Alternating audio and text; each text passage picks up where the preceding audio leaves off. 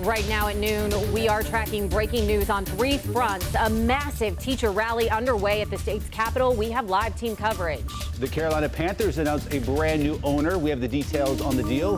And we're tracking rain moving through the Charlotte area. Your first warm forecast just minutes away. Good afternoon. Thanks for joining us here at noon. I'm Brooke Katz. And I'm Ben Thompson. Right away, we want to get you live up to Raleigh, where thousands of teachers from all across the state of North Carolina are gathered for a march and rally. This is a live look right here at the scene from the air. Gives you a unique vantage point. It's a sea of red as all those teachers gather in solidarity, demanding better pay, smaller class sizes, and a lot of other improvements. Organizers say they are expecting as many as 15,000 teachers to take part in this rally. More than 40 school districts across North Carolina have canceled their classes today because so many teachers took the day off.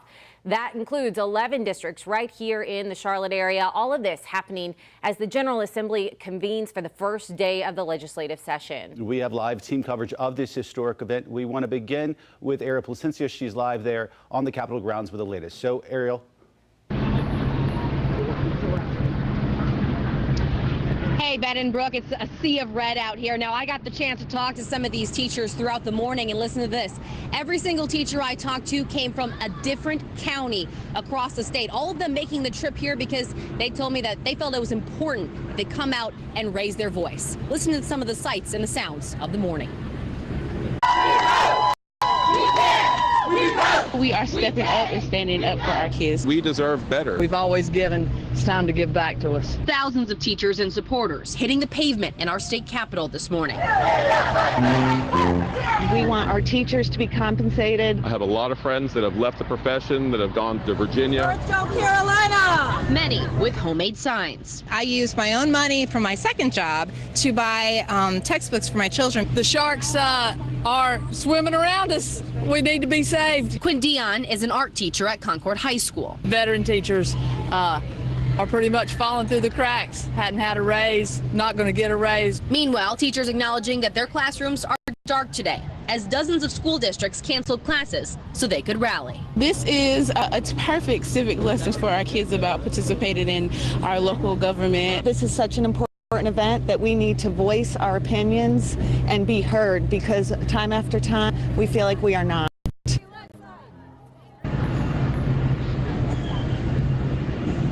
All right, so let's talk about what's happening right now. Currently, the General Assembly is meeting in the legislative building, and that's directly behind our camera. A couple hundred teachers are currently attending that, but right behind me, we've got a bunch of teachers and supporters organized by county, and they've invited some of the lawmakers to come and talk to them about some of their concerns. Live in Raleigh, I'm Ariel Placencia, NBC Charlotte. Ariel, thank you. And this march and rally taking place as the General Assembly convenes for the beginning of their short session. NBC Charlotte's Rad Berkey now live inside the legislative building there in Raleigh. So, Rad, the timing, no coincidence here. Well, this is what it's all about. This is why the teachers have come here. They want to go through those glass doors right there and try to get inside. That is where the members of the legislature will be meeting this afternoon. Obviously, the hot topic here is clearly teacher pay. Let me show you some pictures we took earlier today. Teachers have been arriving early, trying to get a seat, as we said, inside that gallery. They want to show their support for higher pay. Now, Republican legislative leaders have been saying that teachers have been getting steady pay raises over the last 5 years. However, Democrats argue that not all teachers benefit. This is Representative Charles Graham. If you look at the previous two General Assemblies, the focus has been on the new teachers. Our veteran teachers have had almost no raises. Now, this afternoon, the action moves back outside to the plaza outside the legislative office building. Governor Roy Cooper will be here around 3:30, and he plans to address the crowd. We, of course, will be here for all of it. Live in Raleigh, Rad Berkey, NBC Charlotte. Excited to see what he says, Rad. Thank you. And we want to show you some of the video from the start of this march. It got underway about an hour ago. Teachers marched from the headquarters of the State Association of Educators to the Capitol building. Teachers who want to take part but couldn't make it to Raleigh, they are gathering right here in Charlotte. NBC Charlotte's Kendall Morris now live in Uptown. So, Kendall, how's the turnout there where you are? Well, there are a lot of people here and they are fired up. Just take a look at this crowd behind me. I would say there are several hundred to maybe even 1,000 teachers out here at First Ward Park. Now, plenty of educators here wanted to show their support and solidarity, but just wanted to do it a little bit closer to home. Now, the mission of this rally is the same as the one in Raleigh. Educators want more support, resources, and funding to be successful or competitive with other states. Now, most of the teachers we have spoken to are with Charlotte-Mecklenburg schools, but this rally is also bringing out teachers from other districts across the area. Now, today they are all wearing red and standing up for the same purpose. We are just demanding that they value our students and educators' families, to give every child an equal shot at being successful in life. Teachers say today is just the beginning. They are signing up people to vote. They are looking forward to the November elections and making their voices heard with their ballots. Now, teachers say they hope today serves as a warning to lawmakers that they are not backing down until they get the backing in the classroom for their students. Reporting live in Uptown, Kendall Morris, NBC Charlotte. Hey, Kendall, a quick question for you. You know, we've seen these previous strikes in West Virginia, Arizona, Sure. Kentucky, Colorado, Oklahoma. And in those instances, legislators have improved the pay or the benefits in some of those cases. Are the teachers there? Do they feel hopeful that their message is going to be heard and that they're going to get those results? Yeah, they absolutely do. Now, they've been going through a list of lawmakers that are up for election in November, and so they have made their demands known, and they say they are very hopeful that with this kind of numbers behind me here, that they will be able to make a difference in that November general election.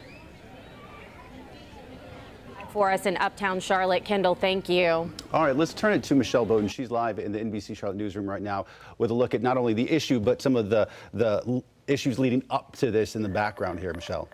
Well, you know, one of the things, if you've been in Charlotte for any amount of time, you know that we've heard for quite a while now that North Carolina ranks at the bottom when it comes to teacher pay nationwide. I think we've got some video to show you that while I'm talking, you can see how many teachers across the state really went to Raleigh today to talk about this.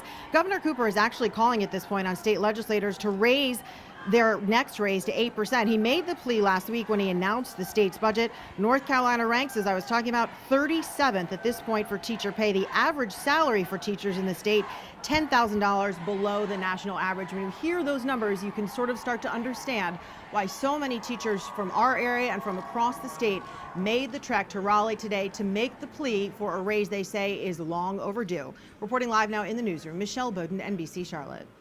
Well, thank you. And be sure to stay with us on air, online. We're going to have full coverage for you, your mobile device as well. You'll get those updates on this breaking story, and we will have continuing coverage throughout the newscast all day long here on NBC Charlotte. All right, switching gears a bit, let's turn it over to Larry Sprinkle and look at your forecast. It's a rainy, gray afternoon across the Charlotte area.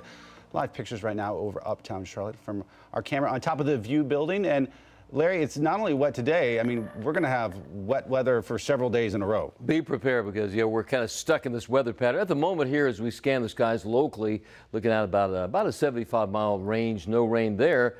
But we widen the view and show you the showers to the north.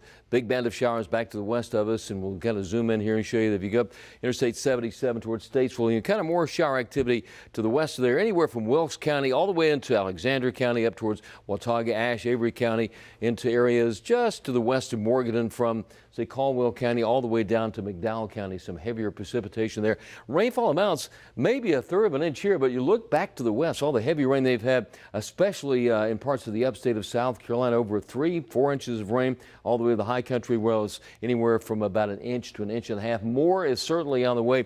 Futurecast, we take it through the afternoon. You got some showers around 3 o'clock. Some of the heavy rain will be south of here. This is around 4 or 5 o'clock on your way home today. Some heavy rain, maybe even a couple of thunderstorms. This is around 7 o'clock tonight. That rain continues. So showers are part of our weather picture throughout the afternoon, with temperatures today in the upper 70s. We said as we head towards the evening, rain and maybe even a couple of thunderstorms. Now, the rain will last tomorrow and Friday. Will it last into the weekend? We'll check that and show you how much rain you could get in your neighborhood, all coming up in just a few minutes. Brooke?